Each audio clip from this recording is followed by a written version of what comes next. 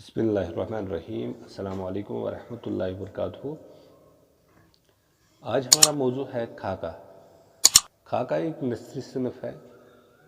خاکہ کے معنی کچا نقشہ، ڈھانچہ یا لکیروں کی مدد سے بنائی ہوئی تصویر کے ہیں۔ اردو میں اس کے لیے مرکہ، شخصی مرکہ، قلمی تصویر، جیتی جاگتی تصویر جیسی اصطلاحیں استعمال کی گئی ہے۔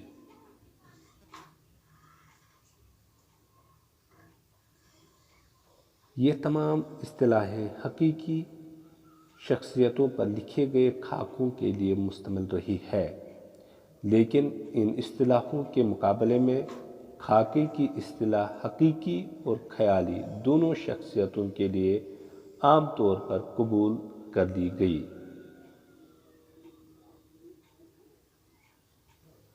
ادبی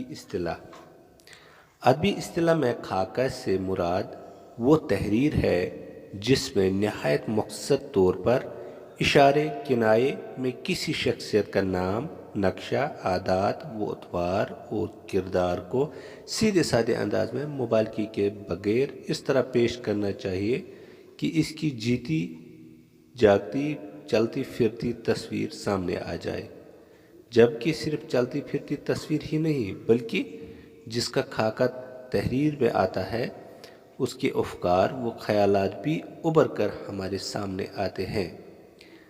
خاکہ کسی شخصیت سے وابستہ عقیدت، احترام، محبت، دوستی، دلچسپی اور یادوں کی ایک لفظی تصویر ہوتی ہے جو کسی جگہ نہایت بے ساختہ انداز میں شروع ہوتی ہے اور غیر روایتی انداز میں کہیں ختم ہو جاتی ہے۔ بعض لوگ خاکہ اور سوانح کو ایک ہی صنف سمجھتے ہیں۔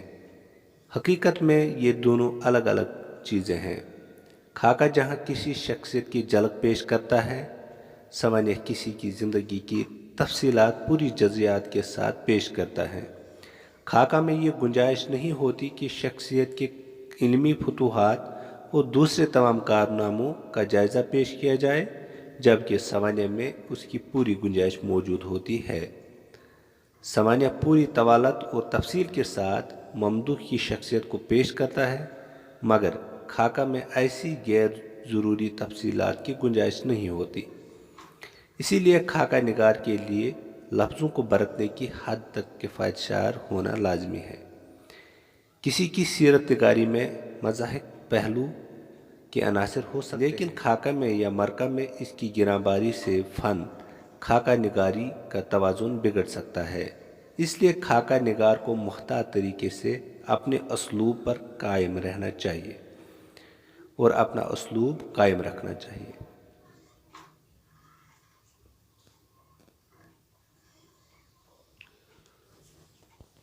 خاکہ کا آغاز و ارتقاء۔ اردو کا پہلا خاکہ ہے نذیر احمد کی کہانی کچھ ان کی کچھ میری زبانی۔ یہ فرحت اللہ بیگ کا لکھا ہوا خاکہ ہے جو اردو کا پہلا خاکہ ہے، یعنی کہ مرزا فرحت اللہ بیگ اردو کا پہلا خاکہ نگار ہے۔ فرحت اللہ بیگ کے بعد جن ادیبوں نے خاکہ نگاری کی طرف توجہ کی ان میں مولوی عبدالحق، رشید احمد صدیقی، غلام سعیدین، ملک رام کے نام قابل ذکر ہے۔ اس کے علاوہ بھی بہت ساروں نے اردو میں خاکے لکھے ہیں، جیسے شاہد احمد دہلوی وغیرہ۔ عبدالحق جو بابائی اردو ہے، ان کا مجموعہ چند ہم اثر اردو کا مشہور خاکوں پر مشتمل ایک مجموعہ ہے۔ اس کے علاوہ انہوں نے دیومالی، نور خان وغیرہ خاکے بھی لکھے ہیں۔ رشید احمد صدیقی کے بھی بہت سارے مجموعے ہیں خاکے کے جو اردو ادب میں اہم ہیں سمجھے جاتے ہیں۔ ان میں گنج ہائے گرا مایا، ہم نفسان رفتہ، اسی طرح شاہد احمد دہلوی کا ایک خاکے کا مجموعہ گنجینائی گوہر جو 1962 میں شائع ہو چکا ہے۔ اس کے ساتھ ہی آج کا ہمارا موضوع مکمل ہوا۔ اللہ حافظ، اللہ نگہبان۔